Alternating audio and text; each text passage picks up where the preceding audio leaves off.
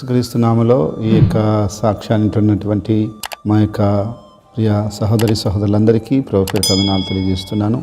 నా పేరు ప్రభుని నమ్మకం ముందు బాల్యంలో పోలయ్య, మా నాన్న పేరు తురకా కృష్ణయ్య, మా అమ్మ పేరు సరోజనమ్మ. మా నాన్న వాళ్ళ ఊరు ఈ నెల్లూరు జిల్లా వెంకటేశ్వర మండలం ఇడిమేపల్లి. మా అమ్మ వాళ్ళ ఊరు నెల్లూరు జిల్లా వెంకటేశ్వర మండలం అనికేపల్లి. వారికి వివాహం అయిన తర్వాత నేను మొదటి సంతానం. అయితే నేను పుట్టిన తర్వాత ఎక్కువగా నేను చిన్నప్పుడు మా అమ్మమ్మ వాళ్ళ ఇంటి దగ్గర ఉన్నాను. బాల్యంలో అక్కడే ఉన్నందువల్ల నన్ను అక్కడే స్కూల్లో చేర్చారు. మా అమ్మమ్మ వాళ్ళ ఇళ్ళల్లో వాళ్ళు 4-5 అన్నదమ్ములు ఉన్నారు. వాళ్ళ ఇళ్ళల్లో కొన్ని ఇళ్ళు బాగా ఖాళీగా ఉన్నందువల్ల ఆ స్కూల్ చెప్పి ఒక టీచర్ కూడా అక్కడ బాడికి ఉండేది. ఆమె వచ్చి క్రిస్టియను. అయితే అప్పుడు నాకు ఏమీ తెలియదు, కానీ ఆమె నన్ను దగ్గర తీసుకొని నన్ను తమాషగా మాట్లాడుతూ చదువు చెబుతూ వాళ్ళ దగ్గర ఎక్కువ ఉంచుకునేది.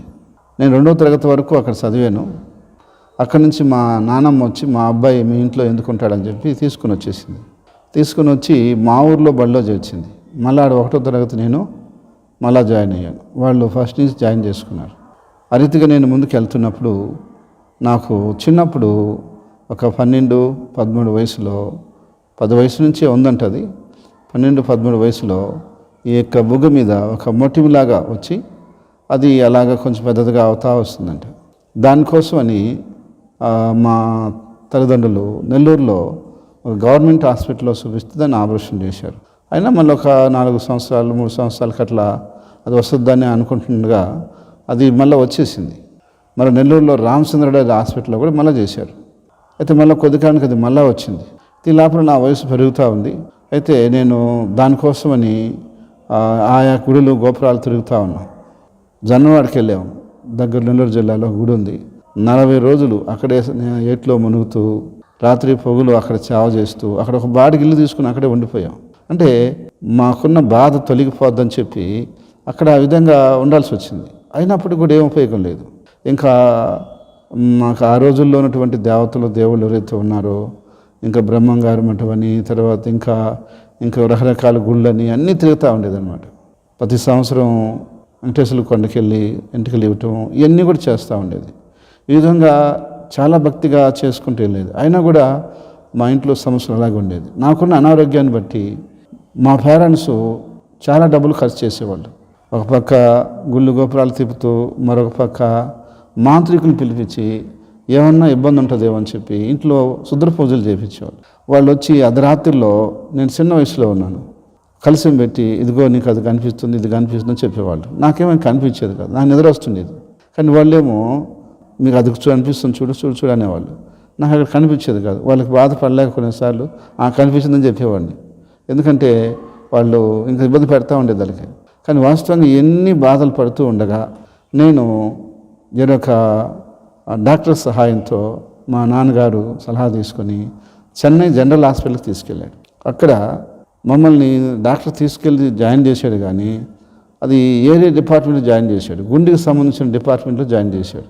వాళ్ళు 3 నెలల వరకు మా జోలికి రాలేదు. మేము అక్కడే బాధలు పడుతున్నాం. మాకు తమిళ్ రాదు, మా నాన్న చదువు లేదు. ఈ విధంగా ఇబ్బంది పడుతూ ఉండగా ఒకసారి ఎవరో పెద్ద ఆయన అడిగి తర్వాత మమ్మల్ని ఏరియా డిపార్ట్మెంట్ మార్చారు. అలాంటి పరిస్థితుల్లో నేను అప్పుడు అక్కడ చెన్నైలో ఉన్నాను. మా నాన్న ఆంధ్ర వాటలకు పోయి భోజనం తెచ్చేవాడు, చెన్నై భోజనం తినలేక. సరే ఒకసారి నేను కూడా నాన్నతో కూడా వెళ్ళేవాడిని. ఒకసారి ఏం జరిగిందంటే, ఒక స్వార్థికుడు పత్రికలు పంచుకుంటూ ఆ రోడ్లో వెళ్తూ ఉన్నాడు చెన్నై హైకోర్టు దగ్గర. నేను అతను చూశాను. చూసి గమ్ముగా ఉన్నాను. ఆయన తిరుగుకుంటా మా దగ్గరికి వచ్చాడు. నాకు పత్రిక ఇవ్వబోయాడు. నేను తీసుకోలేదు. మా నాన్న తీసుకున్నాడు. మేము ఇటు వెళ్ళిపోయాం, ఆయన ఇటు వెళ్ళిపోయాడు. మళ్ళీ తిరిగి మధురం ఇంకొక జంక్షన్లో ఇద్దరం కలుసుకున్నాం. ఎందుకు నేను తీసుకోలేదు అంటే, చాలామంది నాకు కొన్ని మాటలు ఆ బాల్య వయసులో చేదు మాటలు చెప్పున్నారు. యేసు ప్రభు మన దేవుడు కాదు, ఇతర దేశస్తుల దేవుడని, అసలు ఆయన నమ్మకూడదని, ఇలా చాలా చేదైన మాటలు చెప్పినందువల్ల అవి నా చిన్నతనంలో నా హృదయంలో ఉండిపోయినాయి. అందుకని యేసు ప్రభు వాళ్ళని నమ్ముకున్న వాళ్ళని చూసినప్పుడు ఎగతాళం చేస్తున్నా చాలాసార్లు మా ఫ్రెండ్స్తో కలిసి. తర్వాత వాళ్ళంటే చాలా అసహించుకునేవాడిని. అలాంటి పరిస్థితుల్లో ఈయన పత్రిక ఇచ్చినందువల్ల నేను తీసుకోలేదు. మరి 2వసారి వచ్చి పత్రిక ఇచ్చినప్పుడు కోపం వచ్చేసింది. ఎందుకు కోపం వచ్చిందంటే, నేను ఇందాక వద్దన్నప్పుడు మళ్ళీ ఈయన ఎందుకు నాకు ఇవ్వాలి అని చెప్పి. అప్పుడు లాక్కొని చేతిలో నుంచి నలిపి బాగా ఇలా నలిపి అవతల కాలి కింద తొక్కేసి ఇలాగ కింద వేసి తొక్కేసి ఊరిని చూసి వెళ్ళిపోయాను. కానీ ఆయన నన్నేం అనలేదు, ఏమీ చెడ్డుగా మాట్లాడలేదు, ఏం మాట్లాడలేదు, గమ్మగా వెళ్ళిపోయాడు. ఒకవేళ మనుషులు ఆయన ఏమనుకున్నారో నాకు తెలియదు. అయితే అలాంటప్పుడు నేను ఆ విధమైనటువంటి వ్యతిరేక భావంలో ముందుకు వెళ్తున్నాను. ఒక పక్క నాకు మళ్ళా చెన్నైలో ఇక్కడ ఆపరేషన్ చేశారు ఇదంతా కూడా. అప్పుడు ఈ నరం అంతా కూడా కట్ అయిపోయింది. అయితే వాళ్ళకి ఆ ప్రాబ్లం ఏంటో తెలియక ఆపరేషన్ మీద ఆపరేషన్ చేస్తూనే ఉన్నారు. అలాంటి బాధలు పడుతున్నా. స్కూల్కి ఆగిపోయింది. 3rd క్లాసు 2 సార్లు చదివాను నేను 3rd క్లాసు. ఎందుకంటే ఈ విధంగా హాస్పిటల్లోనే ఉంటే హాజరులేదు. అందువల్ల నేను ఇబ్బంది పడుతున్న రోజుల్లో నేను మా ఊళ్ళో చదువుకుంటుండగా ఒక కొత్త అయ్యగారు వచ్చాడు. అరే అబ్బాయి పెద్దోడుగా ఉన్నాడు, ఇంకా 3rd క్లాసు 3rd క్లాస్ నుంచి 4th క్లాస్లో వచ్చాడు, ఇది నెట్ చేయాలని చెప్పి ఆలోచన చేసి నన్ను ఆయన దగ్గర పెట్టుకుని ట్యూషన్ చెప్తూ వచ్చాడు. అప్పుడు నాకు 98, 97 అట్లా మార్కులు వచ్చేది. అతను ట్యూషన్ చెప్పిన తర్వాత మరి ఈ పిల్లాడు కొంచెం బాగా చదవగలుగుతున్నాడు, ఇతన్ని మనం జంప్ చేయాలని చెప్పేసి ఆయన నన్ను ఎలిమెంటరీ స్కూల్లో, గవర్నమెంట్ స్కూల్లో 5వ క్లాస్లో పాఠాలు నాకు చెప్పి, నేను 4లో ఉన్నప్పుడే 5వ పాఠాలు చెప్పి 5 చదవకుండా జంప్ చేయించాడు. నేను అప్పుడు 6కి వెళ్ళిపోయి సర్వేపల్లి అనేటువంటి ప్రాంతంలో నేను 8th వరకు అక్కడ చదివాను. 8th నుంచి మళ్ళీ నాకు వయసు పెరుగుతూ ఉంది కాబట్టి నేను 10th జంప్ చేశాను. 10th జంప్ చేసిన తర్వాత 10thలో ఒక సబ్జెక్ట్ పోయింది, ఇంగ్లీష్. అప్పుడు 6 నెలలు ఇంటి దగ్గర ఉన్నాల్సి వచ్చింది. అప్పుడు ఎక్కువ మా ఊర్లో విలేజ్ కాబట్టి విలేజ్ స్నేహితులు ఎక్కువ అయ్యారు. వాళ్ళు ఏం చేశారంటే నన్ను కళ్ళు తాగటానికి అలవాటు చేశారు. బాగుంటాయి, తీగా ఉంటాయి, అట్లా ఉంటాయి, ఇలా ఉంటాయి చెప్పేసి కళ్ళు తాగటానికి అలవాటు చేశారు. అప్పుడు కొద్ది రోజులు వాళ్ళే పంపించారు. ఆ తర్వాత వాళ్ళు దొంగతనానికి తీసుకెళ్లారు. కళ్ళు చెట్ల దగ్గర తీసుకెళ్ళి కళ్ళు దొంగతనంగా ఇప్పి ఆ తర్వాత తాగేసి వచ్చేవాడు అనమాట. మరి తప్పు కాదురా అంటే ఏం తప్పు కాదురని చెప్పేవాళ్ళు. ఇంకా వాళ్ళ మధ్యలో పడిపోయి నేను కూడా అలాగే చేస్తూ వచ్చాను. కానీ తర్వాత నేను మళ్ళా కట్టి రాశాను, 10th పాస్ అయిపోయాను. ఇంటర్మీడియట్కి వచ్చాను. ఇంటర్మీడియట్కి వచ్చిన తర్వాత ఇంటర్మీడియట్లో నెల్లూరులో విఆర్ కాలేజ్ చేరాను. అక్కడ పిల్లలు వస్తున్నారు కానీ కాలేజీలో జరగటం లేదు. ఐవేలు చెప్పేటప్పుడు వాళ్ళని ఎగతాలు చేస్తా, వాళ్ళని చేస్తున్నారు, వాళ్ళు కూడా లేచి వెళ్ళిపోతుండేవాళ్ళు. మరి ఇక్కడ చదువు సరిగా లేదు, ఎట్ చేయాలని చెప్పేసి నేను ఒక ప్రైవేట్ సంబంధించినటువంటి మదన్ కోచింగ్ సెంటర్లో నేను పోయి చేరాను. చేరి అక్కడే ట్యూషన్కి వెళ్తూ ఉండగా ఆయన అన్నాడు, నువ్వు ఇంటికి పోయి రావాలని కష్టం కాబట్టి నీకు తక్కువ ఫీజుతో ఇక్కడే ఉండి నువ్వు చదువుకోమని చెప్పాడు. ఇంక దానికి మా పేరెంట్స్తో మాట్లాడి నేను అక్కడే ఉండిపోయాను. అయితే వాళ్ళ కండిషన్ ఏంటంటే వాళ్ళు పంపిస్తే కానీ బయటికి పోకూడదు.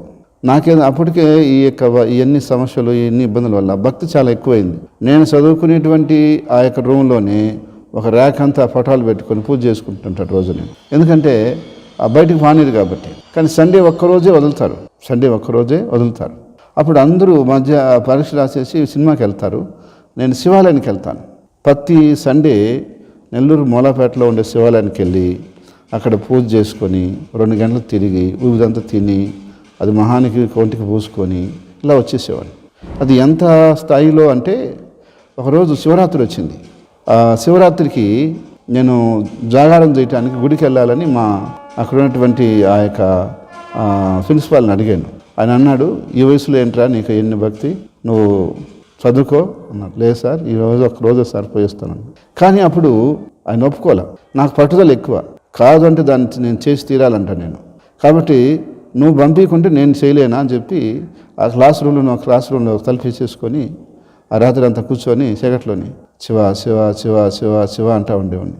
ఎందుకంటే నాకు ఏమైనా కనిపిస్తాడేమో రాత్రికి, నేను ఆయన కోసం ఈ విధంగా ఉన్నాను కదని చెప్పేసి ఒక భ్రమతో నేను అలా అనుకుంటున్నా. తెల్లారిపోయింది కానీ ఆయనకి కనపడలేదు. కానీ అలాంటి పట్టుదల నాకు ఉండేదన్నమాట. అలాంటప్పుడు నేను ఒకరోజు శివాలయానికి పోయి వస్తూ ఉంటే ఒక క్యాథలిక్ చర్చి పక్కన నడుస్తున్నా.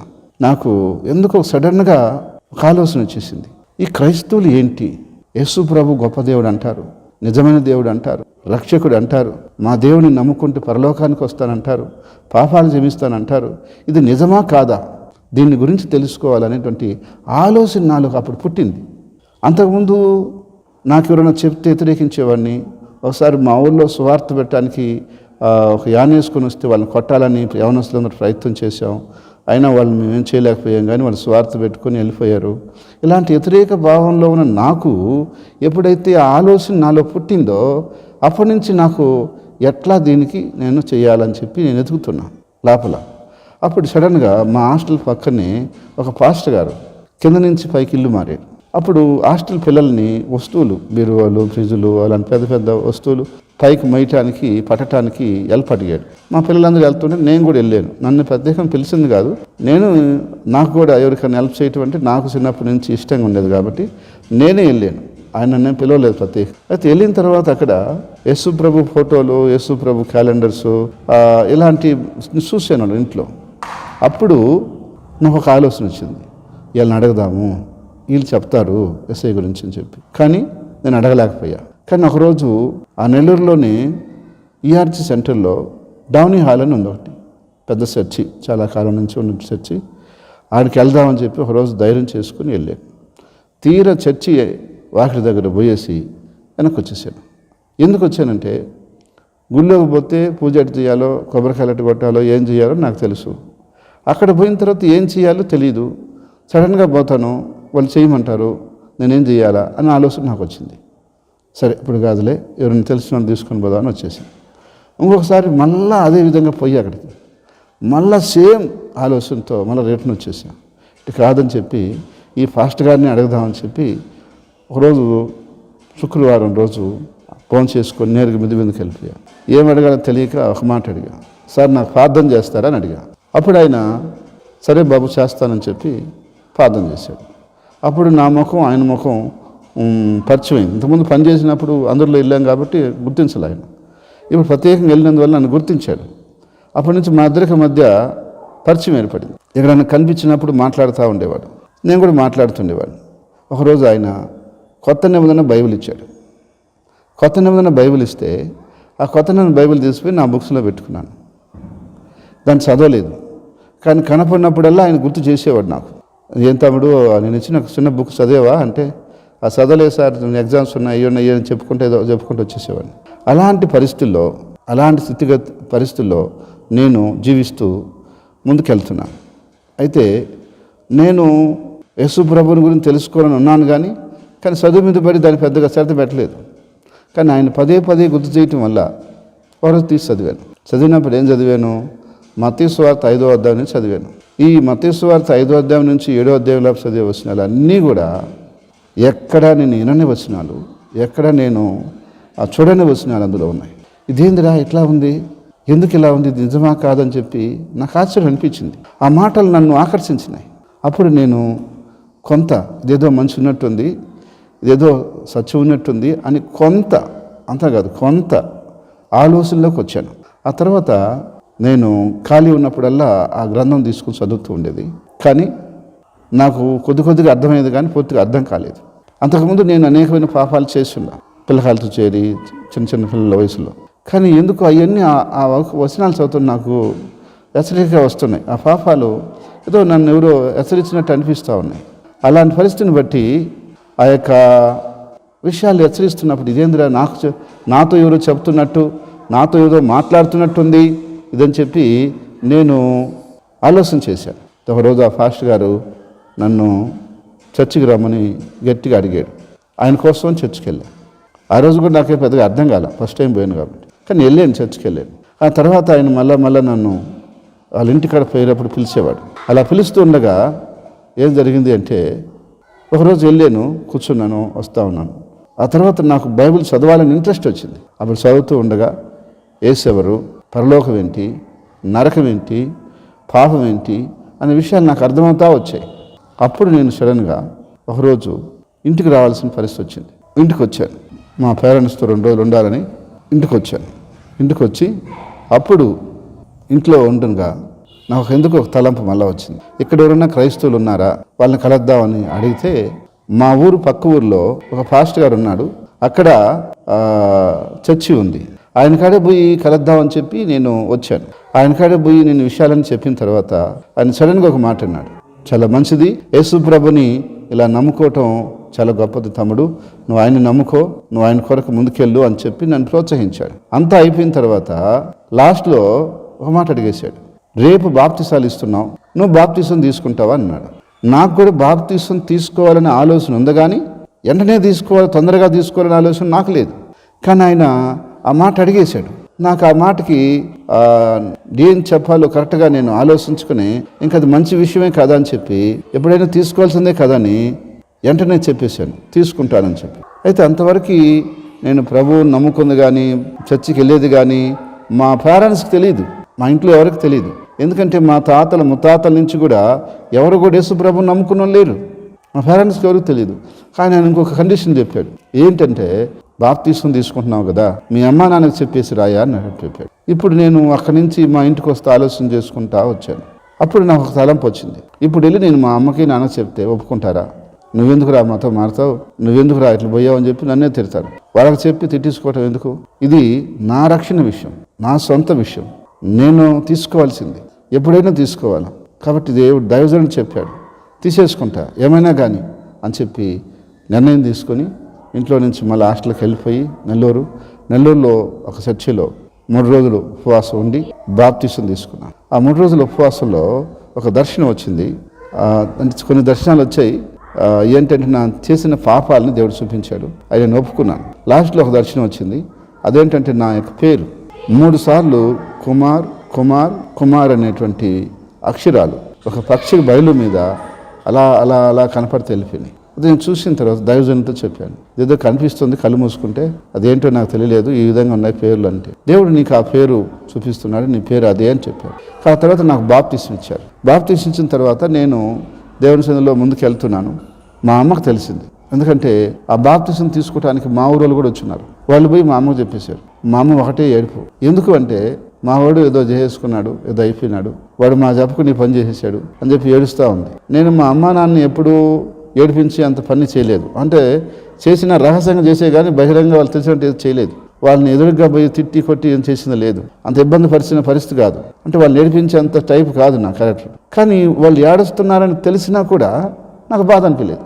ఎందుకంటే నేను చేసింది మంచి పని. వాళ్ళు ఈరోజు ఏడవచ్చు, ఏమని అనుకోవచ్చు, రేపు వాళ్ళు తెలుసుకున్నారని గమ్ముగైపోయాను. ఆ తర్వాత నాకు ఇంటర్మీడియట్ అయిపోయింది. ఇంటర్మీడియట్ అయిపోయిన తర్వాత నేను ఇంటికి వచ్చేసాను. ఇంటికి వచ్చేసినప్పుడు నాకు ఎందుకో సాతాను శోధన. ఆ ఇంటర్మీడియట్లో చదువుతుండగా లాస్ట్ ఇంటికి వచ్చే ముందు టేబుల్ మీద నుంచి కింద పడ్డా. నేను అంటే పనుకున్న బల మీద నుంచి కింద పడ్డా. అప్పుడు సాతాను అనింది, నిన్ను దేవుడు అంగీకరించలేదు, నువ్వు పడిపోయినావు, నువ్వు వదిలేసి అని. నేను ఆలోచన చేసి వదిలేయాలని ప్రయత్నం చేసినప్పుడు మళ్ళా మా అమ్మ ద్వారా వద్దన్నామి, ఏడ్చినామి, నువ్వు ఎందుకు నమ్ముకున్నావు, ఎందుకు మానేసినావు, పాస్టర్ గారికి చర్చికి తీసుకుపోయిందని. ఒక ఆదివారం మానేసినందుకు చర్చికి పోకుండా ఆడిపోయిన తర్వాత ఆయన వాక్యం చెబుతుంటే మళ్ళీ నా మైండ్ మారిపోయింది. ఇంకా అది ఎప్పుడు నేను దేవుడి మీద ఆయాసపడింది లేదు, అడిగింది లేదు. ఇంకా అప్పటి నుంచి ప్రభు సన్నిధిలో ముందుకు వెళ్తుండగా నాలో ఎప్పటి నుంచో ఉంది బాధ. నేను ఇంతసేపు మాట్లాడలేను, గట్టిగా పుస్తకాలు 1 గంట సేపు చదవలేను, నెత్తిని బరువు పెట్టుకొని నేను మొయ్యలేను, ఎక్కువ దూరం నడవలేను. ఎందుకంటే ఇదంతా నరాలంతా కట్ అయిపోయినాయి, ఇబ్బంది పడుతున్నా. ఎందుకంటే నా లోపల ఉండేటువంటి సమస్య ఏంటంటే అది మీకు క్లియర్గా చెప్తాను. చెన్నై వాళ్ళు ఇమోన్జియోమో అని చెప్పారు. తర్వాత మళ్ళా సిఎంసి ఏలూరు దగ్గరికి వెళ్ళి ఫైనల్గా చూపించినప్పుడు అది ఈనస్ మల్పర్మిషన్ అని చెప్పారు. అంటే నరాల బలహీనత, అంటే నరాల వైకల్యం, అంటే ఎంట్రుకలు చిక్కుబడితే ఎలా ఉంటాయో నరాలు కూడా అలా చిక్కుబడటం, ఆ యొక్క ప్రాబ్లం అని చెప్పారు. దానివల్ల నాకు నెత్తిని ఏదైనా పెట్టుకోవడానికి కానీ ఏదైనా ఎక్కువగా చేయడానికి కానీ చాలా కష్టంగా ఉండేది అనమాట. కానీ దేవుడు అదంతా కూడా నాకు స్వస్థతనిచ్చాడు, ఆరోగ్యం ఇచ్చాడు. నేను బాగా చదవగలుగుతున్నాను, పని చేయగలుగుతున్నాను, అన్ని చేయగలుగుతున్నాను. అలాంటి పరిస్థితిలో డాక్టర్లు 5 సార్లు ఆపరేషన్ చేసిన బాగా కానటువంటి ఆ పరిస్థితిలో యేసు ప్రభు నన్ను ఉచితంగా బాగు చేశాడు కదా, నేను ఏమైనా చేయాలనే కృతజ్ఞత భావం నాలో ఏర్పడింది. ఎప్పుడైతే ఆ భావం ఏర్పడిందో అప్పుడు నేను ఆలోచన చేస్తుండే ఏం చేద్దాం బాగా చదువుకోవాలని ఆశ నాకు. నేను ఇంటర్మీడియట్లో ఉన్నప్పుడు ఐఐటి పుస్తకాలు తెచ్చుకొని చదివేవాడిని. ఎందుకంటే పెద్ద ఇంజనీర్ కావాలి, ఇతర దేశాలు వెళ్ళాలనేటువంటి కోరిక ఉండేది నాకు. కానీ ఇప్పుడు నాకు కృతజ్ఞత భావం వచ్చింది. దీనికి ఏం చేయాలి అని ఆలోచిస్తుండగా బాగా చదువుకొని ప్రభు సేవకు నిన్న సహాయం చేద్దాం, ఎక్కువ డబ్బు ఖర్చు పెట్టి దేవుని పరిసర చేపిద్దామనే తలంపు వచ్చింది. కానీ ఆ తలంపుతో ముందుకెళ్తున్నాను. కానీ దైవజనులు నా ఆసక్తిని, నా భక్తి భావాన్ని చూసి వాళ్ళు కూడా తీసుకెళ్ళేవాళ్ళు. అక్కడక్కడ స్వార్థ చేస్తుంటే ఆ స్వార్థలు నన్ను కూడా తిప్పేవాళ్ళు. ఎక్కడైనా మీటింగ్లకు వెళ్తే మీటింగ్లు తీసుకెళ్తుండేవాళ్ళు. ఈ విధంగా నాకు దేవుని పనిలో కొద్దిగా ఉపయోగపడే అవకాశం వచ్చింది. కానీ ఒకరోజు ఒక మీటింగ్కి వెళ్ళి ఒక మిద్ది మీద పడుకో ఉండగా ఒక కలగలి వచ్చింది నాకు. అదేంటంటే అనేక మంది జనం ఉన్నారు. ఆ జనంలో నేను మైక్ పట్టుకొని యేసుక్రీస్తు శిలువను గురించి చెప్తూ ఏడుస్తున్నాను. ఆ తర్వాత నేను నిద్రలేసి దాని గురించి ఆ దైవజనుడితో చెప్పాను. ఆ దైవజనుడు, నువ్వు ఖచ్చితంగా దేవుని సేవ చేయాలండి, దేవుడు నిన్ను పిలుస్తున్నాడు అన్నాడు. సార్, నేను దేవుడిని నమ్ముకుని దేవుడు నాకు సహాయం చేశాడు, నేను దేవుడి సేవ చేయాలని నాకు లేదు సార్ అన్న. నేను చెప్పటం లేదయ్యా, నీకు వచ్చిన కళను బట్టి చెప్తున్నాను, కాబట్టి నీ ఇష్టం తర్వాత దేవుడు చూసుకుంటాలే పదాం పని చెప్పి వచ్చేసాం. ఇంకా కొన్నాళ్ళు అదే విధంగా నన్ను దేవుడు దర్శిస్తూ వచ్చాడు. కానీ నేను గట్టిగా నిర్ణయం తీసుకుని, నేను మొండివాడిని, పట్టుదల కలిగినవాడిని. ప్రభా నేను సేవ చేయను, నీకు డబ్బులు ఎంత కావాలో నేను సంపాదించిస్తా అని నేను ఈ విధంగా చెప్తున్నా. ప్రభు ఏమో నన్ను దేవుని సేవకి ఈ విధంగా దర్శనం ద్వారా అనేక సేవకుల ద్వారా పిలుస్తూ ఉన్నాడు. అప్పుడు ఒకరోజు నేను గట్టిగా ప్రార్థన చేస్తే దేవుడు ఖచ్చితంగా చేయాల్సిందని చెప్పి ఆయన పట్టుబట్టి నన్ను హెచ్చరించడం వల్ల అప్పుడు నేను దేవునికి లోబడ్డాను. 6 నెలల తర్వాత లోబడి ఇంటికి వెళ్ళి చెప్పాను. ఇంటికి వెళ్ళి ఏం చెప్పాను, నేను ఇంక చదవటం లేదు, దేవుని సేవకి వెళ్ళిపోతున్నానని చెప్పి. అప్పుడు మా నాన్న చిన్న కోపం రాలేదు. నువ్వు మాకు ఒక్కడివయ్యండి ఏమేమో చేస్తావని మేము ఆశలు పెట్టుకుని ఉంటే నువ్వు దేవుని సేవకి వెళ్తానంటున్నావు, అసలు నిన్ను కాదు అని చెప్పి దేవుని తిట్టడం, తర్వాత పాస్టర్ని తిట్టడం చేశాడు. సరే నేను చెప్పాను, ఏదేమైనా కూడా ఇది నా నిర్ణయం కాదు, నాకు కూడా ఇష్టం లేదు, దేవుడు ఈ నిర్ణయం కాబట్టి నేను ఆయనకు లోబడుతున్నాను అంటే, అట్టయితే నీవు ఇంట్లో డబ్బులు తీసుకోకుండా ఎడ్ చేస్తావు చేయన్నాడు. సరే చేస్తానని చెప్పాను. అప్పుడు దైవజనులతో కూడా హెల్పర్గా నేను దేవుని పరిచయంలో స్వార్థలు వెళ్తూ ఉన్నా. అప్పుడు నాకు డబ్బులు ఎవరు ఇవ్వాలి, దైవజనులన్నా ఇవ్వాలి, లేకపోతే ఇంట్లో అన్నీ ఇవ్వాలి. ఇంట్లో ఏం చెప్పారు, ఈయనని చెప్పేశారు. చదువుకుంటానంటే ఇస్తానన్నారు, సేవ చేస్తానంటే ఈయన అంటున్నారు. సరే అప్పుడు నేను సేవకే పోవాలన్నాను కాబట్టి వాళ్ళు ఇవ్వటం లేదు. 6 నెలలు డబ్బులు అనేది ఎలాంటిదో నేను చూడాల, నా చేతిలోకి రాలి. మరి ఎట్లా, ఇప్పుడు నేను ఎక్కడైనా మీటింగ్కి వెళ్ళాలన్నా బస్ ఛార్జీలు ఎన్ని కావాలి. దైవజనులు చెప్పేవాళ్ళు ఫలానా ఊర్లో రేపు పేరు ఉంది, మీరు అక్కడికి రండి అని. కానీ ఆయన అనుకునేవాడు వాళ్ళకి ఏదో పొలము అన్నీ ఉన్నాయి కదా, ఆస్తిపాస్తులు ఉన్నాయి కదా, డబ్బులు ఉంటాయిలే వస్తారని. కానీ నా దగ్గర డబ్బులు లేవని సంగతి ఆయన తెలియదు. ఏ రోజు ఆయన నాకు రూపాయి కూడా ఇవ్వలేదు. నేనేం చేశానంటే 10 గంటలకు మీటింగ్ అంటే 7:30కంతా రెడీ అయిపోయి ఒక 2 గంటల లోపల నడిచి ఆ ఊరికి చేరుకునేవాడిని. ఆ మీటింగ్లో ఆ టయానికి ఉండిపోయేవాడిని. ఆ విధంగా 6 నెలలు నన్ను దేవుడు పరీక్షించాడు. 6 నెలలు తర్వాత 99లో అక్కడే నేను సేవ చేస్తా, అక్కడే తిరుగుతూ ఉన్నాను. 98 నుంచి, ఇది 98లో నన్ను దేవుని సేవకు దేవుడు పిలిచాడు. 98 నుంచి ఎక్కడే తిరుగుతూ ఉన్నాను. 99లో మనకు దైవజనుని ద్వారా ఇక్కడ పరిచయం చేయడానికి దేవుడు ప్రేరేపించేశాడు. సరే నేను ఇక్కడికి వచ్చాను. అప్పుడు 2 సిస్టర్స్ దేవుని నమ్ముకున్న వాళ్ళు ఇక్కడ ఉన్నారు. వాళ్ళతో పరిచయం ప్రారంభించాం. వాళ్ళిద్దరూ వచ్చి ఆరాధన చేసుకుని వెళ్ళేవాళ్ళు. వాళ్ళు కూడా అన్యులు, కొత్తగా నమ్ముకున్నారు. వాళ్ళకి దేవుని సేవకుడు ఏంటి, ఆయన ఎలా పోషించబడతాడని తెలియదు. నేను ఇక్కడికి వస్తూ పోతా ఉండగా దైవజనులు చెప్పారు, నువ్వు పూర్తిగా గుడి వెళ్ళిపో, అక్కడే ఉండి సేవ చేస్తే మంచిది అని చెప్పారు. ఇంట్లో చెప్పాను మా నాన్నకి, అలా వెళ్ళిపోయే పని అయితే పూర్తిగా ఆస్తిపాస్తులకి రానని చెప్పు, ఆస్తిపాస్తులు వద్దని చెప్పు, నువ్వు మళ్ళీ ఏం తీసుకువెళ్ళకూడదు అని చెప్పాడు. అప్పుడు నేను చెప్పాను, నీ దగ్గర ఉండేది 5 ఎకరాల పొలం, కన్నా ఏసై దగ్గర చాలా ఉంది, కాబట్టి ఏసై నాకు ఎంతైనా ఇస్తాడు, కాబట్టి నేను మళ్ళీ కావాలని నిన్ను వచ్చి అడగను, నీ దగ్గర రాను అని చెప్పేసి, అట్లాగే ఆయన చెప్పిన మాట ప్రకారంగా నేను ఒక 2 జతల బట్టలు నా ఉంటే తీసుకొని ఆ చిన్న పాత్రలు మా అమ్మ ఇచ్చింది వస్తూ ఉంటే వండుకోవడానికి 2 పాత్రలు ఇచ్చింది, అవి 2 ఎత్తుకొని వచ్చేసి ఇక్కడే ఉన్నాను. అప్పుడు ఇంతకుముందు వచ్చి పాత ఆరాధన జరిపించేవాళ్ళని, ఇప్పుడు నేను ఇక్కడ వచ్చేసి ఆ ఆరాధన జరిపించే రూమ్లోనే ఉంటూ నేను ముందుకెళ్తున్నా. అయితే ప్రతిరోజు 4 గంటలు అయితే లేచి పత్రికలు తీసుకొని ఇంటింటికి స్వార్థ పత్రిక పంచుకుంటూ వెళ్ళేవాడిని. నైట్ వచ్చి ప్రార్థన చేసుకుని పనుకునేవాడిని. కానీ మా ఇంట్లో చాలా సుఖంగా బతికా నేను. ఎందుకంటే 3 చెల్లెళ్ళు నాకు నా వెనకాల, వాళ్ళు పనిచేసేవాళ్ళు కానీ నేను చేసేవాడిని కాదు, నన్ను చేయనిచ్చేవాళ్ళు కాదు. ఎందుకంటే నాకు అనారోగ్యం ఉన్న కారణం ఒకటి, ఒక కొడుకు నేందువల్ల నాకు పని చెప్పేవాళ్ళు కాదు. ఇప్పుడు అన్ని పనులు నేను చేసుకోవాల్సి వస్తుంది. చేసుకున్నా కూడా అన్నీ ఇక్కడ లేవు. వాళ్ళు ఇద్దరు వచ్చి కానుకేసేది ఎంత అంటే ఆ రోజుల్లో 10 రూపాయలు. 10 రూపాయలతో వారం రోజులు ఒక మనిషి జీవించాలంటే చాలా కష్టం. ఒక 2-3 రోజులకి ఆ డబ్బులు అయిపోయేది. ఆ తర్వాత ఎట్లా సాతాను వచ్చి చాలా శోధించేవాడు, నీకెందుకు ఈ కష్టాలు, ఇంటికాడ పోతే తిండి తిప్పలు బాగున్నాయి కదా, అన్నీ బాగున్నాయి కదా, నువ్వెందుకు ఇక్కడ ఈ విధంగా బాధపడాలా, వెళ్ళిపోననేవాడు. నేను వెళ్ళను అని చెప్పి ఇక్కడే ఉండేవాడిని. అయితే ఒకరోజు ఏం జరిగిందంటే చాలా కష్టంగా ఉంది. 2 రోజుల నుంచి అన్నం లేదు. అంటే ఒక పూట తింటున్నాను, ఒక పూట తినకుండా పోతా ఉండా పరిచర్యలో. కానీ ఎవరికి చెప్పటం నేను, నాకు ప్రభు ఫస్ట్ నుంచి నేర్పించిన విశ్వాసం ఏంటంటే, మనం చెబితే వాళ్ళు ఇచ్చేది కనికరపడి మనకి ఇస్తారు, మనం చెప్పకుండా వాళ్ళు ఇస్తే అది ప్రభు ప్రేరేపించి వాళ్ళు మనకి ఇచ్చేది. కాబట్టి ప్రభు ప్రేరేపించి ఇస్తే మనకు మంచిది, మనం చెబితే వాళ్ళు ఇచ్చేది కాదని చెప్పి నేను ఆలోచించేసేవాడిని. కాబట్టి అందుకని ఎవరికి చెప్పలేదు. నన్ను ఇక్కడ పంపించిన దైవజనులకు కూడా నేను చెప్పలేదు, ఇలా ఉంది పరిస్థితి, నాకు అన్నం తింటలేదని కూడా చెప్పలేదు. విశ్వాసంతో నేను ప్రభువులో ముందుకెళ్ళాలని చెప్పి ముందుకెళ్తున్నాను. కానీ 2 రోజులు బాగా ఆకలితో ఉన్నాను. అన్నం లేదు. సాతాను శోధిస్తూ ఉంది. నేను ఇప్పుడు ప్రార్థన చేస్తూ ఉన్నా. ఎవరో వచ్చి తలుపు తట్టి, ఎవరయ్యా పాస్టర్ ఒక పిల్లడు ఉన్నాడు ఎటపోయాడు అని చెప్పి అంటున్నా. అప్పుడు నేను లేచి వచ్చి బయటకు వస్తే, అయ్యా మా అబ్బాయికి బాగాలేదురా, ప్రార్థన చేయాలా అని చెప్పి తీసుకుపోయి అతలా ప్రార్థన చేయించుకొని, అవును నువ్వు భోజనం ఎడ చేస్తావు, ఎడ తింటున్నావు భోజనం అని అడిగి ఆ రోజు భోజనం పెట్టి పంపించావు. ఈ విధంగా 6 నెలలు ఒక పూట భోజనం, ఒక పూట ఉండేది లేదు. ఒక్కోసారి 2 రోజులు కూడా ఉండేది కాదు. ఎందుకంటే నేను ఎవరికి చెప్పేది కాదు. స్వార్థగా పోయి వచ్చేవాడిని, ఇంట్లోకి వచ్చేవాడిని, నిండా రూమ్లోకి నీళ్ళు తాగేసేవాడిని, 2-3 గ్లాసులు ప్రార్థన చేసి పనుకునేసేవాడిని. ఒకసారి చాలా ఇబ్బంది అనిపించేది. ఎందుకు మనకి జీవితం, మన పరిస్థితి ఏంటి అని కూడా ఆలోచన వచ్చేది. ఇది సైతాన్ ఆలోచన అని చెప్పి నేను మళ్ళా గ్రహించుకొని ముందుకెళ్ళేవాడిని. ఆ విధంగా ముందుకెళ్తుండగా ఒకరోజు చర్చికి ఎవరు రాలా, వచ్చే విశ్వాసం ఇద్దరు రాలేదు. ఒక కొత్త విశ్వాసి వస్తుంది, ఆమె రాలేదు. నేను ప్రభు బలి చేసి అటు పెట్టుకొని గమ్మ కూర్చొని ఉన్నా. 10 గంటలకు ఆరాధనకైతే 12 గంటలకు కూడా ఎవరు లేరు. అప్పుడు నాకు చాలా ఇసుక అనిపించేసింది. నేను మొదలే కష్టాలు పడి చేస్తా ఉంటే వీళ్ళు ఎవరు రాలేదు, నేను ఎందుకు సేవ చేయాలి, ఇంటికి వెళ్ళిపోదామని నాకు సాతాను చాలా శోధిస్తూ ఉన్నాడు. అయితే అయినా కూడా ప్రభుని అడగకుండా నేను వెళ్ళకూడదు. అప్పుడు నేను మోకరించి బలిపీఠం దగ్గర అడిగాను ప్రభుని, ప్రభా నన్ను ఇక్కడికి నువ్వు పిలిచావా, అసలు సేవకు పిలిచావా, నన్ను ఈ ప్రాంతానికి పిలిచావా, నాకు ఈరోజు రుజువు కావాలి. నువ్వు కానీ రుజువు ఇస్తే ఉంటా, లేకపోతే పెట్టి చదువుకొని ఇంకో దగ్గరికి వెళ్ళిపోతా, నాకు ఇప్పుడు కావాలంచే అని చెప్పేసి నేను మోకరించి 11 నుంచి గట్టిగా ప్రార్థన చేస్తూ ఉన్నా కన్నీళ్ళు పెట్టి. 12 గంటలకు ఆ టైంలో ఆ క్వార్టర్స్లో ఉండేటువంటి కొంతమంది అక్కోళ్ళు అందరూ వచ్చి, ఇక్కడ ప్రార్థన జరిగేది కదా, ఏమైంది ప్రార్థన ఈరోజు పెట్టలేదా అంటే మాట్లాడుకుంటూ వస్తున్నారు.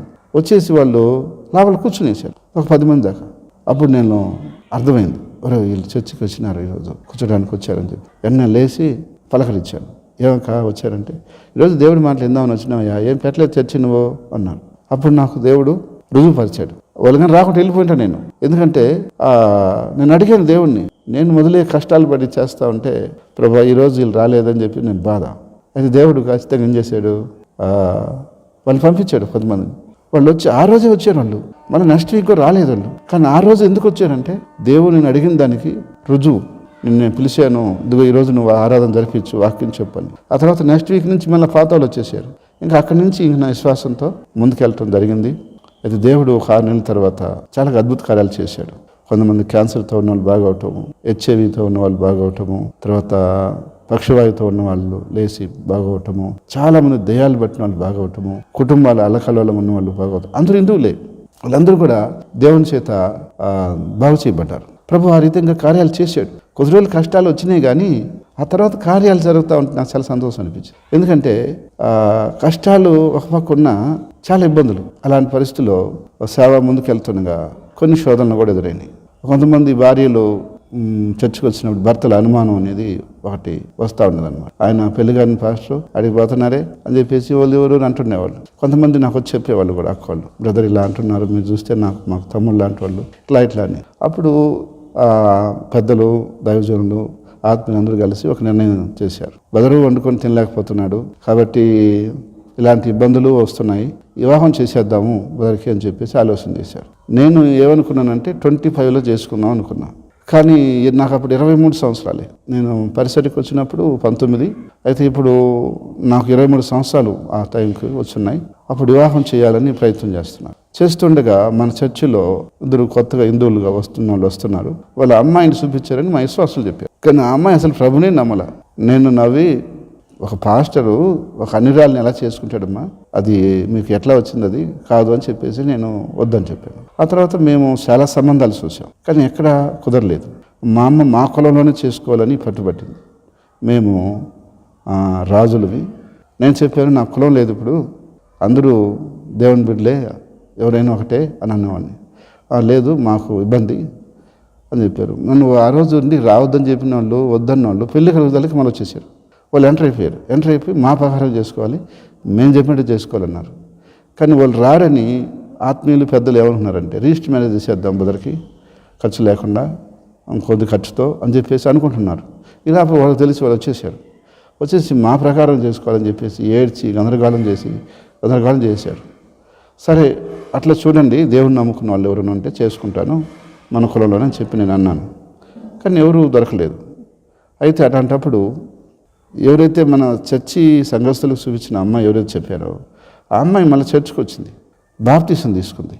ఆ తర్వాత మేము ఎదురు చూస్తున్న మాకు వివాహం కుదరలేదు. ఒక రోజు నేను ఎందుకు ప్రభా ఈ సేవ మానేసి ఆడికి తిరగాల్సి వస్తుంది, ఇదేంది బాధలు, ఎవరో ఒకరిని చూపించి చేసేస్తే బాగుండు కదా అని చెప్పి నేను ఒకరోజు నైట్ టైంలో ఫుల్గా నైట్ మేలుకొని ప్రార్థన చేస్తుంటే ఆ అమ్మాయిని నాకు చూపించాడు. మరి అప్పుడు నేను వద్దనని ఆ అమ్మాయిని మళ్ళీ దేవుడు చూపిస్తున్నాడని చెప్పేసి సరే చూద్దాం ఏం జరుగుతుందని చెప్పేసి గమ్మున్నాను. ఆ విషయం మా అమ్మలో చెప్తే మా అమ్మలు ఒప్పుకోలేదు. మరి దేవుడు చూపించాడు, మా అమ్మలు ఒప్పుకోవట్లేదు, ఇదేందబ్బా ఇదంతా కన్ఫ్యూజన్గా ఉందని చెప్పేసి మళ్ళీ నేను గమ్ముగా అయిపోయాను. మళ్ళా కొద్ది రోజుల తర్వాత మళ్ళీ ప్రార్థన చేశాను. అప్పుడు దేవుడు ఆ నైట్ చూపించింది ఏంటంటే మీ పేరెంట్సే వచ్చి నిశ్చితార్థం చేసుకొని వివాహం చేస్తారనేటువంటి విషయాన్ని చూపించాడు. అదేవిధంగా ఒక 2 నెలల తర్వాత వాళ్ళు అందరూ మాట్లాడుకొని వచ్చి నిశ్చితార్థం చేసుకొని అందరూ అరేంజ్ మ్యారేజ్ లాగానే అందరూ ఇష్టపడి చేసినట్టుగానే వివాహం జరిగించారు. 2000 సంవత్సరం ఆగస్టు నెల 14వ తేదీ. అది వివాహం అయ్యి ముందుకెళ్తున్నప్పుడు అప్పటికి ఇంకా ఆర్థిక పరిస్థితులే మెరుగుపడలేదు. మా భార్య పెళ్లి చేసుకున్న తర్వాత కూడా కొన్ని రోజులు కోరక లేక డబ్బులు గంజి పోసుకొని నిద్ర తిన్న రోజులు ఉన్నాయి. నేను మా భార్యకి పెళ్లి చేసుకునే ముందు నేను ఒక కండిషన్ చెప్పాను. నేను చేసేది సేవ, ఎంత డబ్బులు వస్తాయో తెలియదు, ఏ రోజు ఎక్కడ ఉంటానో తెలియదు, ఏం దేవుడు పెడతారో తెలియదు, దాని అన్నిటికీ సిద్ధపడితేనే చేసుకో, లేకపోతే నువ్వు నన్ను ఇబ్బంది పెట్టద్దమ్మా అని నేను ఆ రోజు ముందే చెప్పున్నాను. నాకు ఆ ప్రకారం ఒప్పుకుంది. కానీ అందుకని ఇప్పుడు పెళ్లి చేసుకున్న తర్వాత మా ఇంట్లో కోరక లేకపోయినా ఇబ్బంది పడుతున్నా, గంజి తాగుతున్నా వాళ్ళ అమ్మాలకు పోయి చెప్పలేదు, వాళ్ళ ఇంటికి పోలేదు, ఎవరికి కూడా చెప్పకూడదని చెప్పాను నేను. మీ అమ్మాలకి చెప్పకూడదు, సంఘస్థులకు చెప్పకూడదు, తర్వాత ఎవరికి ఇరుగు పొరుగు కూడా చెప్పుకోకూడదు మా ఇంట్లో ఎట్టుందని, దేవుడికి ఒక్కడికే చెప్పుకో, ఆయన మనకు సహాయం చేస్తారని చెప్పేవాడు. ఆమె అదే ప్రకారంగా ఫాలో అయింది. దేవుడు ఆ విధంగా ముందుకెళ్తున్నప్పుడు మాకు మంచి బిడ్డని పాపనిచ్చాడు. ఆ బిడ్డ పేరు మెర్సీ. అప్పుడు 2 బాబుల్ని ఇచ్చాడు. పెద్ద అబ్బాయి పేరు పాల్ తేజ, రెండో అబ్బాయి పేరు పాల్ సన్. ఈ విధంగా వాళ్ళకి పేర్లు పెట్టి మేము ముందుకెళ్తున్నాం. అయితే చావులో రకరకాలైన ఆటిపోట్లు, రకరకాలైన నిందలు, మాటలు, రకరకాలైన శోధనలు ఎదురవుతూ ఉన్నాయి. ఎదురైనప్పటికీ ప్రభు మోకరించి ప్రార్థన చేసినప్పుడు విడుదలిస్తూ ఉన్నాడు. కొంతమంది అర్థం చేసుకోలేని వారు సంఘంలో ఇబ్బందికరంగా నడుచుకోవటం కూడా జరిగింది. అవన్నీ వచ్చినా కూడా దేవుడు అవన్నీ సరిచేశాడు. ఆ తర్వాత నాలో ఉండే భారాన్ని బట్టి నేను అనేక మందిని దేవుని కొరకు తయారు చేయాలని చెప్పి సంఘానికి వచ్చి ఆసక్తి కలిగినటువంటి బిడ్డల్ని చూసి వాళ్ళకి ట్రైనింగ్ ఇప్పించి వాళ్ళని స్వార్థలో తిప్పి ఒక 10 మంది వరకు దైవ సేవకులుగా సిద్ధపాటు చేయడం జరిగింది. ఇప్పుడు వాళ్ళు ఆయా ప్రాంతాల్లో బ్రాంచ్ సంఘాల్లో దేవుని సేవ చేస్తూ ముందుకెళ్తున్నారు. దేవుని పరిచర్యలో మేము ముందుకెళ్తూ ఆత్మల గురించి బాగా ప్రయాసపడుతున్నాం. దేవుడు ఆత్మని తీస్తున్నాడు. ఆయా ప్రాంతాల్లో సంఘాలు వస్తున్నాయి. స్థిరమైన మందిరాలు లేవు మాకు. మేము ఆత్మల గురించి దృష్టి పెట్టేవి కానీ మందిరాలు లేవు. ఈ మందిరం కట్టకముందు చర్చి వాళ్ళకి సంబంధించిన స్థలం ఉంటే అక్కడ మందిరం వేసుకున్నాం.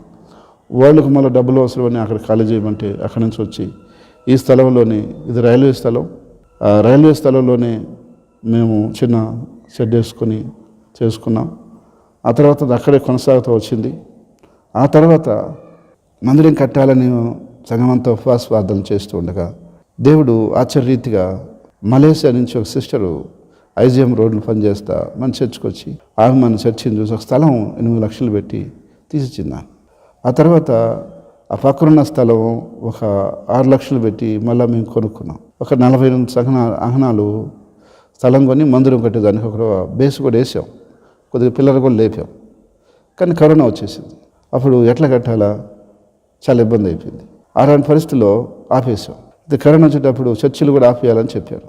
మా సంఘంలో ఉన్నటువంటి పెద్దలందరూ కూడా, సహోదరులందరూ కూడా ఒకరోజు మీటింగ్ పెట్టి ఆ మీటింగ్లో ఇలా చెప్పారు, మందిరం కట్టడానికి 75,000 అప్పుడు డబ్బులు ఉన్నాయి.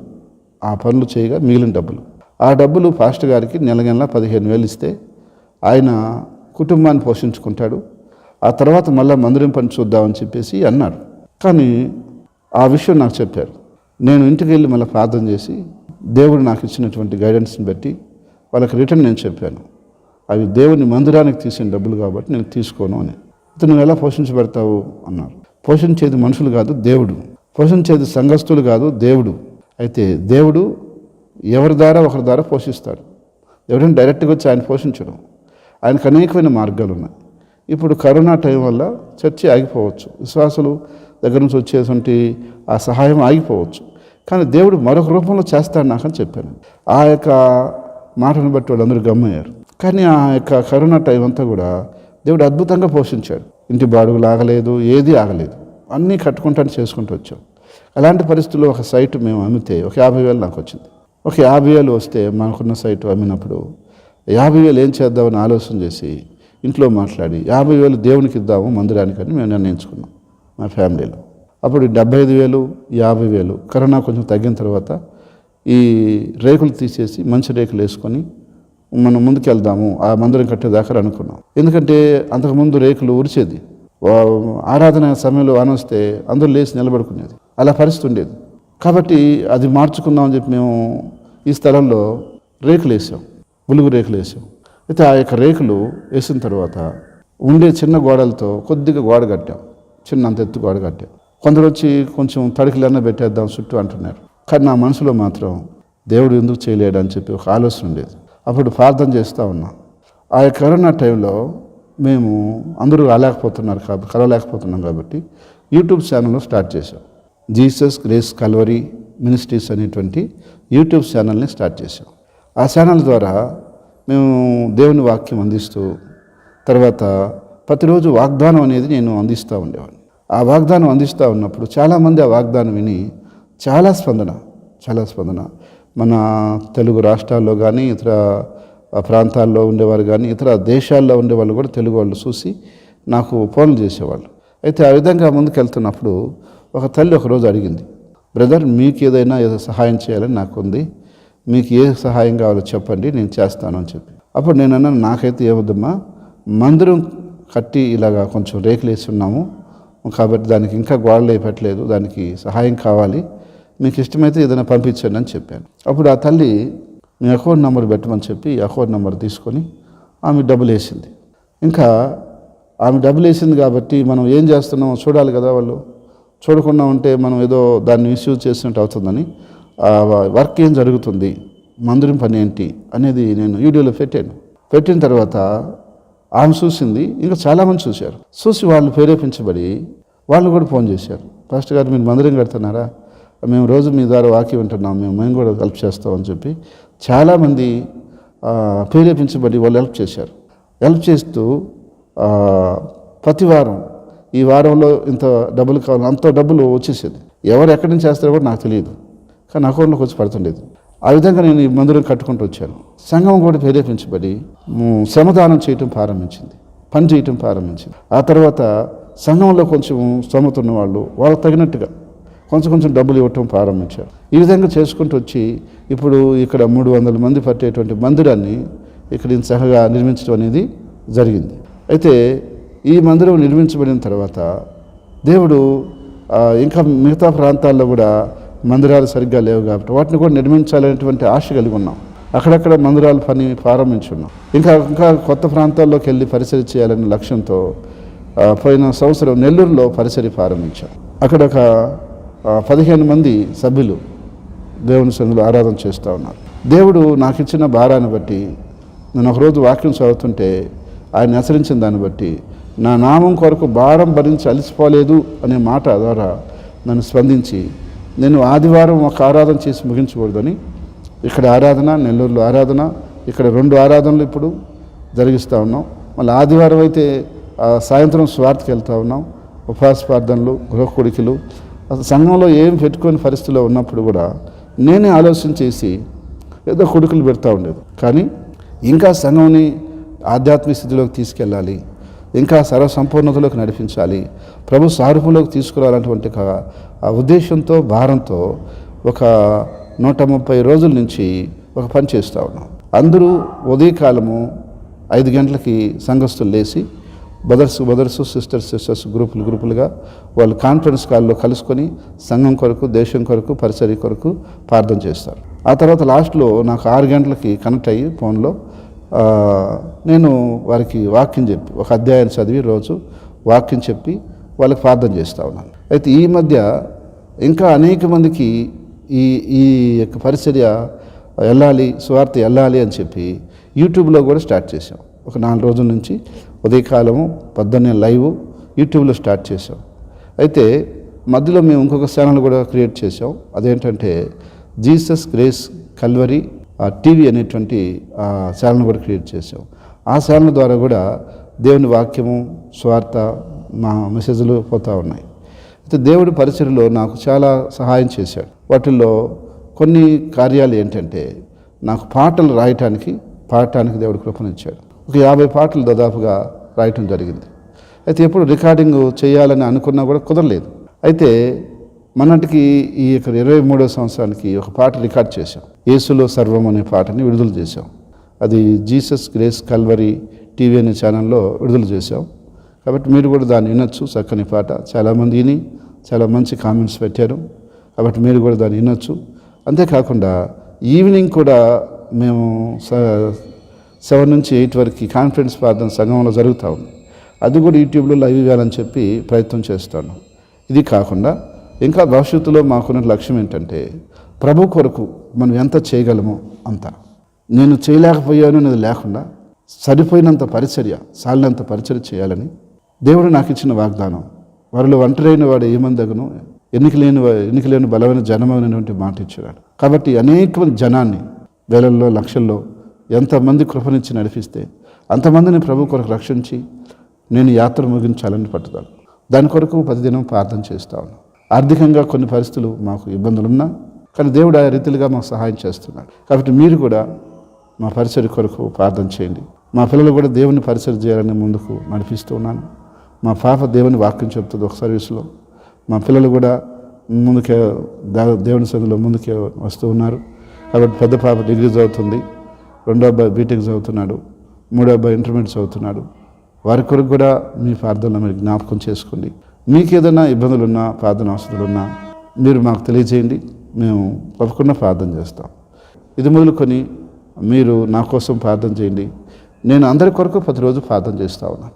మరి మా అమ్మ నాన్న ఫస్ట్లో వ్యతిరేకించారు. మా నాన్న అయితే నన్ను అసలు ఇంటికి రావద్దని చెప్పాడు.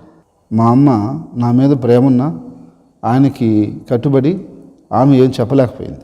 యేసయ్యని నమ్ముకొని మా అమ్మకు చెప్తే మా అమ్మ నేను గురుమతం తీసుకున్నాను, నేను నమ్ముకోననింది. నమ్ముకోకపోతే నరకంలోకి పోతావమ్మా, నరకంలో కాలగలవా అని అడిగా. కాలుతాననింది. సరే, నాకు సడన్గా దేవుడు ఒక ఆలోచన ఇచ్చాడు. అప్పుడు కట్టెలు పొయ్యి మంటేస్తుంది మా అమ్మ. నరకంలో కాలుతాను అంటున్నావు కదా, ఆ పొయ్యిలు ఏలు పెట్టానన్నా. ఎందుకు పెట్టాలనింది.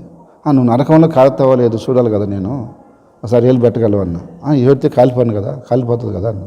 ఏలు పెట్టడానికి అంత భయపడుతున్నావు, రేపు నరకంలో పోయి కాలాలంటే నువ్వు తట్టుకోగలవా అంటే, కాలుతాలే పో, నాకు వద్దు పో అని చెప్పి అనేది. కానీ మళ్ళా మా అమ్మ పెళ్ళయిన తర్వాత ఆమె మా బంధువులందరికీ చెప్పింది, మా కొడుకు వెళ్ళే మార్గంలో నేను పోతాను, నన్ను మీరు అభ్యంతరపరచొద్దని చెప్పి. ఆమె దేవుడు నమ్ముకొని ముందుకు వచ్చింది. నేను బాప్తీసం ఇచ్చాను. మా నాయన ఆ విధంగా వ్యతిరేకించేవాడు. ఒకరోజు నా కాడికి వచ్చి ఉన్నప్పుడు మిద్ది మీద పనుకో ఉంటే ఆయన కల్లో సిలువ కనిపించిందంట. తెల్లవారు చెప్పాడు, నువ్వు యేసుప్రభుని వద్దంటున్నావు కదా, దేశించావు కదా, ఇప్పుడు కనిపించింది, నేను చెప్పానా నీకు అదే వచ్చిందా నువ్వు చెప్తున్నావు అంటే, నిజమే నాకు కనిపించింది అన్నాడు. సరే, ఇప్పుడైనా యేసుప్రభుని నమ్ముకుంటానన్నాడు. నమ్ముకున్నాడు. ఆయనకి నేను బాప్తీసం ఇచ్చాను. అయితే ప్రస్తుతానికి అమ్మ ఉంది. నాన్న 2021లో ఆయన ప్రభునందు నిద్రించాడు. కాబట్టి 3 సిస్టర్స్ ఉన్నారు. వాళ్ళకి హిందువులకి ఇచ్చేయటం జరిగింది అప్పట్లో. వాళ్ళు ఇంకా మారలేదు. వారు కూడా రక్షణ పొందాలని నా అభిలాష. మీరు వారి కొరకు కూడా ప్రార్థన చేయండి. మా ఊర్లో ఈరోజు నేను నమ్ముకున్నప్పుడు వ్యతిరేకించినటువంటి మా కులస్తులు చాలామంది మారిపోయినారు. చర్చి గట్టుబడి ఉంది. చాలామంది ఈరోజు దేవుళ్ళకి వచ్చారు. కాబట్టి ఇంకా కూడా అనేక మంది మా వాళ్ళందరూ మారాలని నేను ప్రార్థన చేస్తూ ఉన్నాను. కాబట్టి మీరందరూ కూడా మా రక్త సంబంధం అందరూ కూడా మారాలని ప్రార్థన చేయాలని ఈ విషయం మీకు నా యొక్క విన్నపంగా తెలియజేస్తూ ఉన్నాను. ఇంతసేపు మీ యొక్క సాక్ష్యాన్ని ఓపికగా మీరందరూ కూడా ఆలకించినందుకు దేవుడు మిమ్మల్ని అందరికీ తోడుగా ఉండి కాపాడి ఆశీర్వదించి వర్ధలు చేయనుగాక. మరొక విషయం కూడా మీతో నేను పంచుకోవాలి. అదేంటంటే, ఇప్పుడు దేవుని పరిచర్యలో మా సంఘమును చూసుకోవటమే కాకుండా మాకు దేవుడు ఇచ్చినటువంటి బ్రాంచ్ సంఘాలను చూసుకోవటం కాకుండా ఈ యొక్క Gudur town and rural pastors సంబంధించినటువంటి వారు అందరూ కూడా నన్ను ఒకరోజు అడిగారు. కరోనా టైంలో ఇంతకుముందు ప్రెసిడెంట్గా ఉన్నటువంటి ఆ యొక్క పాస్టర్ గారు చనిపోయాడు. కాబట్టి ఇంక ఎవరో ఒకరిని మేము ఏర్పాటు చేసుకోవాలి. కాబట్టి ఎవరిని ఏర్పాటు చేసుకుంటే మంచిదో అని మేము ఆలోచన చేసి మీరైతే బాగుంటుందని చెప్పేసి నన్ను వాళ్ళు అడగటం జరిగింది. అయితే నాకు పెద్దగా ఇంట్రెస్ట్ లేకపోయినప్పటికీ కూడా ఇంకా నన్ను నడిపించబడాలి అంటే ఒక సహవాసం ఎవరో ఒకరు ఉండాలి ఖచ్చితంగా. సరే, కొద్ది రోజులు ఒక వ్యక్తి, మంచి వ్యక్తి దొరికేంత వరకు మనం ఉందామని చెప్పి ఒక 2 సంవత్సరాలుగా పాస్టర్ అసోసియేషన్కి అధ్యక్షుడిగా కూడా నేను కొనసాగుతూ ఉన్నాను. అయితే 2 సంవత్సరాల్లో కూడా చక్కని కార్యక్రమాలు చేస్తూ ఉన్నాం. పాస్టర్స్కి ఏదైనా అనారోగ్యం వచ్చినప్పుడు వాళ్ళకి హెల్ప్ చేయటము, తర్వాత ఏదైనా చర్చిల మీదకి ఏదైనా ఇబ్బందులు జరిగినప్పుడు అలాంటి వాటిని పోయి మాట్లాడి సరిచేయటం, అధికారులతో మాట్లాడి సరి చేసుకోవటము, ఏదైనా చర్చిల్లో ఏదైనా ఇబ్బంది ఉన్నప్పుడు తగినటువంటి వ్యక్తుల దగ్గరికి వెళ్ళేసి సహాయం తీసుకొని వారికి అందించడం, ఇలాంటివి చేస్తూ ఉన్నాం. అదే కాకుండా మా చర్చిలో కూడా మేము అలా చేస్తున్నాం. ఈ యొక్క స్వార్థ పరిచయం కాకుండా సోషల్ వర్క్ కూడా చేస్తున్నాం. బాగలేని వారికి మేము హెల్ప్ చేయటం, హాస్పిటల్లో చూపించటం, ఇలాగా ఏదన్నా వాళ్ళకి కార్యక్రమాలు చేసుకునేటప్పుడు వాళ్ళకి వెళ్ళి మేము ఏదైనా కొంచెం గిఫ్ట్లు ఇట్టి వాళ్ళని ప్రోత్సహించడం, ఇంకా ఇబ్బందుల్లో కష్టాల్లో ఉన్నటువంటి కుటుంబాలను గుర్తించి వారికి ఏదైనా సంఘం తరపున కొంత ప్రోత్సాహం అందించడం, ఇలాంటి పరిచర్య కూడా చేస్తాం. అయితే అది ఆర్థికంగా కొంచెం భారంతో కూడిన పని అయినప్పటికీ మాకు ప్రభుత్వం దాంట్లోనే మేము చేస్తూ వస్తున్నాం. దేవుని సేవ చేయడానికి దేవుడు మేము సహాయం చేసి నడిపిస్తారని విశ్వసిస్తున్నాం. ప్రేంగల తండ్రి, పరిశుద్ధాత్మదేవ, నీకు వందనాలు చెల్లిస్తున్నాం. ఈ సాక్ష్యము నీ ఎదుట చెప్పుకునే ధన్యత మాకు ఇచ్చావు. అనేక మంది ఎదుట పంచుకునే కృపం ఇచ్చావు. మీరు ఆశీర్వదించి దీవించండి. నీ కృప ఆశీర్వాదాలతో, నీ దీవెనతో మమ్మల్ని నింపండి. దేవా, అన్ని విధాలుగా నీ యొక్క మేలు ఈ యొక్క సాక్ష్యం ఉంటున్న బిడ్డలు పొందుకొని విశ్వాసంలో బలపడి నీలో ఇంకా స్థిరపట్టుకు సహాయం చేయండి. ప్రభువులోకి నడిపించడానికి ప్రత్యేక నీ కృప దయచేయమని మీ చేతులకు అప్పగిస్తూ యేసుక్రీస్తు నామములో ప్రార్థిస్తున్నాను తండ్రి, ఆమేన్. క్రీస్తునందు ప్రియ సహోదరి సహోదరులందరికీ ప్రభు యొక్క నామములో వందనాలు తెలియజేస్తున్నాను. గత 28 సంవత్సరాల నుండి ప్రభు యొక్క పరిచర్యలో కొనసాగటానికి ప్రభు ఎంతగానో కృప చూపించుకున్నాడు. అయితే ఈ సంవత్సరం నుండి జీసస్ సేవ్ టీవీ ద్వారా దేవుని వాక్యాన్ని అనేకులకు అందించడానికి దేవుడు మా మీద ఎంతో కనికరం చూపించున్నాడు. దేవుని వాక్యాన్ని ప్రతి వారం మీకు ఈ ఛానల్ ద్వారా అందిస్తున్నాం. ఈ వాక్యం ద్వారా మీరు బలపరచబడుతున్నట్లయితే తప్పకుండా మీ స్పందన మాకు తెలియచేయండి. ఇలాంటి స్వచ్ఛమైన యథార్థమైనటువంటి వాక్యం కొరకు మీరు ఆశపడుతున్నట్లయితే, ఎదుగుతున్నట్లయితే మా ఆరాధనలో పాల్గొనండి. తప్పక దీవెన పొందండి. ప్రతి ఒక్కరిని ప్రేమపూర్వకంగా ఆహ్వానిస్తున్నాం. అందరికీ వందనాలు. మా address grace fair hall, Edayapalem, railway station road, Nellore. Branch సంఘాలు గూడూరు, నెల్లూరు, నాయుడుపేట, జయంపు, ఆర్మేన్పాడు, రామరెడ్డిపాలెం, కామిటిగుంట. తప్పకుండా మా యొక్క ఆరాధనలో మీరు పాల్గొని దీవెన పొందాలని కోరుతున్నాం.